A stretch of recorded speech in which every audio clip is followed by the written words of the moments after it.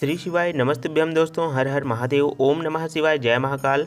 आज हम आपके बच्चों को सुधारने का, बच्चों को समझदार बनाने वाला बहुत ही प्यारा सा उपाय आप सभी को बताने वाले हैं। और इस उपाय के लिए आपको विशेष रूप से पान के पत्ते की आवश्यकता पड़ने वाली है। इसीलिए दोस्तों इस उपाय का नाम गुरुजी ने पान के पत्ते का उपाय के नाम से ही इस उपाय को अपनी कथा में बताया है। अगर आप लोग इस पान के पत्ते वाले उपाय को कर लेते हो तो आपका बच्चा पढ़ाई में कभी भी कमज़ोर नहीं हो सकता है, वहाँ पढ़ाई में आगे बढ़ता ही चला जाएगा, है ना। तो दोस्तों इस वाले उपाय को आप लोग कब कर सकते हैं, किस समय पर कर सकते हैं और कहां पर कर सकते हैं।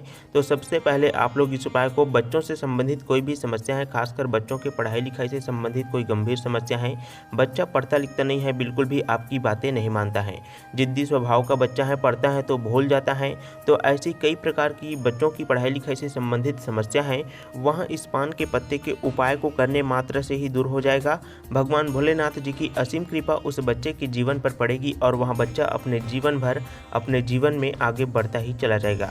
अब बात करते हैं दोस्तों इस पान के पत्ते के उपाय को आप लोगों को कब करना है। तो इस पान के पत्ते के उपाय को आप लोगों को सिर्फ और सिर्फ रविवार के दिन करना है। लेकिन दोस्तों विशेष रूप से यहाँ उपाय सबसे ज़्यादा लाभकारी तब होगा जब रविवार के दिन पुष्य नक्षत्र या पुष्य योग पड़ रहा होता है।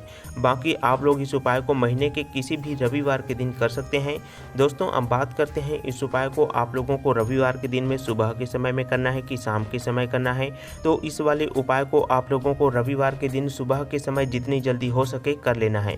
बाकी अगर आप इस उपाय को सुबह के समय जल्दी से नहीं कर पाते हैं तो आप सुबह के समय 10, 11, 12 बजे तक भी उपाय को करते हैं, तब भी आपको उपाय का लाभ जरूर मिलता है।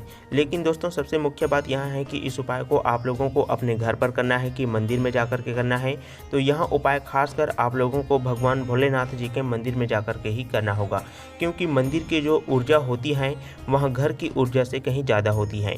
इसलिए आप लोगों को उपाय का लाभ जल्दी से जल्दी प्राप्त करना है तो भगवान भोलेनाथ जी के मंदिर में जाकर के ही आपको यहाँ उपाय करना होगा। बात करते हैं दोस्तों इस उपाय के लिए आपको कौन कौन सी सामग्री की आवश्यकता पड़ने वाली है। तो सबसे पहले आपको इस उपाय के लिए 1 लोटा जल लेना है, वो भी तांबे के पात्र में, और अपने घर का ही जल आपको लेना है। उसके बाद में दोस्तों आप लोगों को मात्र 1 पान का पत्ता और कोई सा भी चंदन, आप चाहें तो जैसे कि पीला चंदन ले सकते हैं, चाहे तो आप लाल चंदन भी ले सकते हैं। और उसके बाद में आपको चाहिए आप लोगों को 5 बेलपत्र और 3 समीपत्र, बस इतना सा ही सामग्री की आवश्यकता आप लोगों को इस उपाय में पड़ने वाली है। जैसे ही आप अपनी सभी सामग्रियों की व्यवस्था कर लेते हैं उसके बाद में बात आती है दोस्तों इस उपाय को कौन से व्यक्ति कर सकते हैं, है ना। तो यहाँ उपाय खासकर घर की जो भी व्यक्ति पढ़ाई लिखाई से संबंधित समस्या से परेशान है, बातचीत नहीं मानता है, पढ़ाई लिखाई में बहुत ज़्यादा कमज़ोर हैं, जो भी व्यक्ति इन समस्याओं से परेशान है वह व्यक्ति इस उपाय को करेगा तो और भी ज़्यादा लाभकारी होगा। बाकी किसी कारणवश यदि वह व्यक्ति इस उपाय को नहीं कर पाता है, वह बच्चा इस उपाय को नहीं कर पाता है, तो ऐसे में उसकी माताजी या फिर पिताजी इस उपाय को करते हैं, तब भी बच्चे को उपाय का लाभ जरूर मिलता है। अब दोस्तों आप लोगों को उपाय को करने की विधि के बारे में हम आप लोगों को बहुत अच्छे तरीके से बता रहे हैं। इन सभी बातों को आपको ध्यान से सुनना है, समझना है, उसके बाद में ही आप लोगों को इस उपाय को करना है। क्योंकि दोस्तों यदि आप लोग उपाय को सही से नहीं समझेंगे तो ऐसे में आपका उपाय सही से काम नहीं कर पाएगा। तो सबसे पहले आप लोगों को अपने उपाय की सभी सामग्रियों को लेकर के आपको अपने आसपास के भगवान भोलेनाथ जी के मंदिर में चले जाना है। मंदिर में जाने के बाद में सबसे पहले आपको मंदिर में उपस्थित सभी देवी देवताओं को प्रणाम कर लेना है।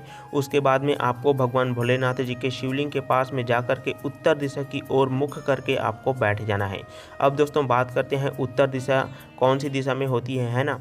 तो शिवलिंग की जलाधारी की दिशा जिस भी दिशा में होती है उस दिशा में ही आपको अपना मुख करके बैठ जाना है और आपको पान के पत्ते का उपाय करना है।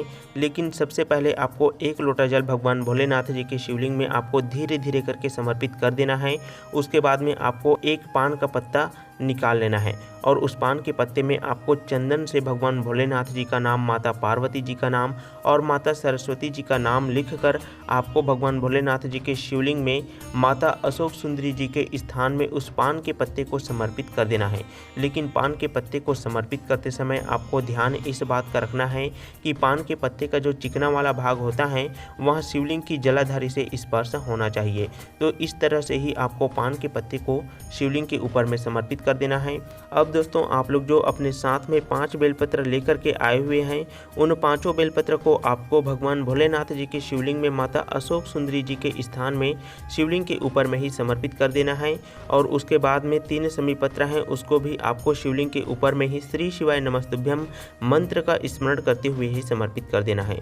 दोस्तों प्रदीप जी मिश्रा गुरु जी कहते हैं कि जो भी बच्चा अपने पढ़ाई लिखाई की समस्या से परेशान है, बहुत ज़्यादा जिद्दी स्वभाव का हो गया है, उन्होंने बहुत से प्रयास कर लिए हैं लेकिन उन्हें कोई भी परीक्षा में अच्छा रिजल्ट नहीं मिल रहा है, तो आप लोग एक बार भगवान भोलेनाथ जी का स्मरण करके, माता पार्वती जी और माता सरस्वती जी का स्मरण करके इस पान के पत्ते के उपाय को आप लोग जरूर करें। दोस्तों जैसे ही आप लोग यहाँ छोटा सा उपाय कर लेते हैं, उसके बाद में भगवान भोलेनाथ जी की असीम कृपा जो भी व्यक्ति यहाँ उपाय किया है उनको जरूर से मिलने वाला है। अगर यहाँ उपाय कोई बच्चा करता है या कोई बच्चे की माता जी करती हैं, तो उस बच्चे के जीवन में पूरी तरह से बदलाव आने वाला है। यदि बच्चा पढ़ाई लिखाई में बहुत ज़्यादा कमज़ोर है, तो बच्चा जल्दी से जल्दी जो है वो पढ़ाई लिखाई में उनका दिमाग तेज होने लग जाएगा, वहाँ कुशाग्र होने लगेगा। उस बच्चे की सोचने समझने की जो क्षमता है वहाँ बढ़ने लग जाएगा, याद शक्ति बढ़ने लग जाएगी। तो इस प्रकार से दोस्तों आप लोग भगवान भोलेनाथ जी के मंदिर में जाकर के पान के पत्ते का उपाय आप लोग जरूर करें। बहुत ही आसान सा उपाय है। तो दोस्तों ऐसे ही महत्वपूर्ण उपाय को जानने के लिए, भगवान भोलेनाथ जी से जुड़ने के लिए आप लोग हमारे चैनल को सब्सक्राइब जरूर कीजिएगा, ताकि आप लोगों को सही समय पर विधिपूर्वक भगवान भोलेनाथ जी के उपाय के बारे में सही जानकारी प्राप्त हो सके। तो दोस्तों आप सभी को श्री शिवाय नमस्तुभ्यम, हर हर महादेव, जय महाकाल।